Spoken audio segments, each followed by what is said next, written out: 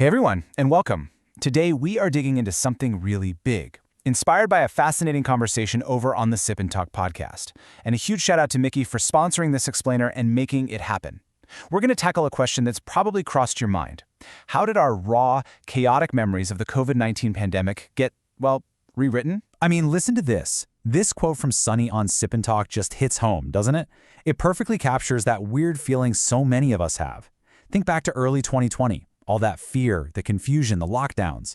It all feels so distant now, kind of fuzzy, almost sanitized, like someone took sandpaper to the sharp edges of what we actually lived through. So what's going on here?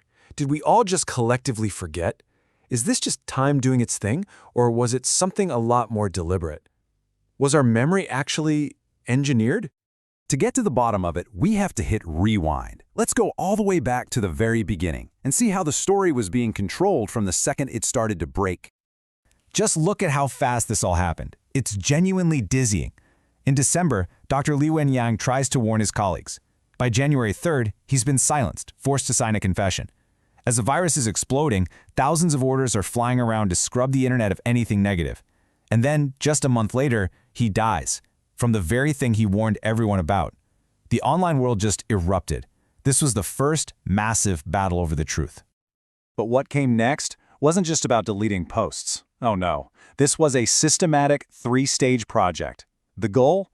To completely replace our messy, real memories with a brand new, heroic, official story. So here's the playbook, broken down into three main moves. First, you shift the origin story. Get the blame off of you. Second, you take the heroes and witnesses from the early days and you reframe their stories to fit your narrative. And finally, you declare a glorious victory, but you conveniently forget to mention all the chaos and pain it took to get there. Let's dig into each one. All right, stage one, muddy the waters. The mission was to disconnect the virus from Wuhan. So on one hand, you have official papers calling a lab leak extremely unlikely. But on the other hand, state media is pushing conspiracy theories about places like Fort Detrick in the US.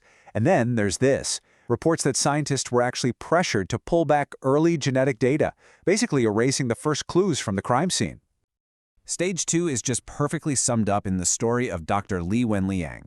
He went from being a rumor-monger who was causing trouble to suddenly being a national martyr after he died. I mean, from a strategic point of view, it's brilliant, right? You take all that public anger and grief and you channel it into a state-approved story about a loyal hero who sacrificed himself for the cause. Just like that, a symbol of dissent becomes part of the official story. And that brings us to the final act, the Great Cleanup. After the massive protests, the whole dynamic zero-COVID policy didn't just end. The term itself practically vanished overnight. And all those physical reminders, the testing booths on every corner, the huge makeshift hospitals, they were torn down with incredible speed. It's like they just skipped the messy middle and jumped straight from "we have a problem" to "we won a great victory." Poof! Now, let's zoom out for a second, because you have to understand this fight over the narrative wasn't just happening in a bubble.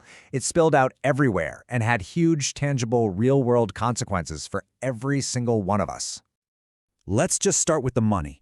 According to the World Bank, in 2020 alone, the direct hit to the global economy was $7.4 trillion. To give you some perspective, that's more than the entire economy of Japan. That's the sheer scale of the disruption we're talking about.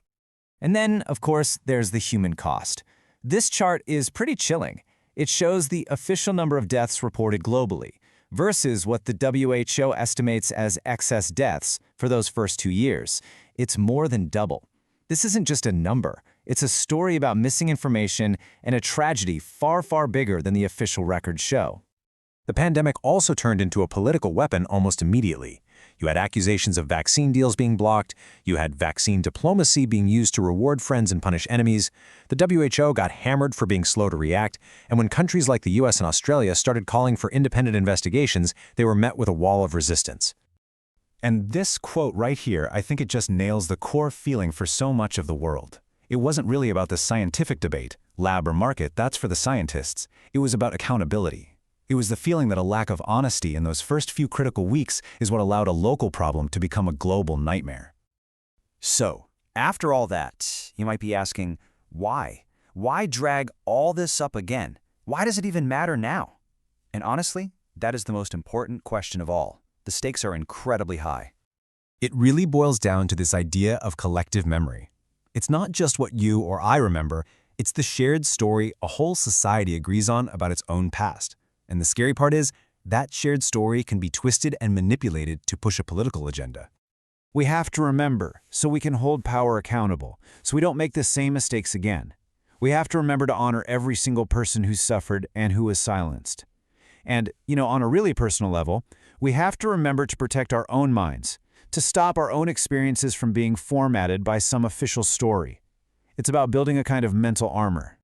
And I want to leave you with this idea, because it really just stops you in your tracks. Forgetting is the second injury. When you erase someone's suffering from the history books, it's like they die all over again. They truly disappear. So I'll just leave you with this final thought to chew on. When a government or any system spends so much time, money, and energy trying to rewrite history, what does that tell you about the power of the truth they're trying so desperately to bury? Hey, if this whole deep dive was your thing, you should absolutely subscribe to the Sip&Talk podcast for more conversations just like this. And for something a bit lighter, go check out our sponsor Micky's channel. It's got some really fun memes and travel vlogs. All the links for both are down in the description. Thanks so much for watching. We'll see you in the next one.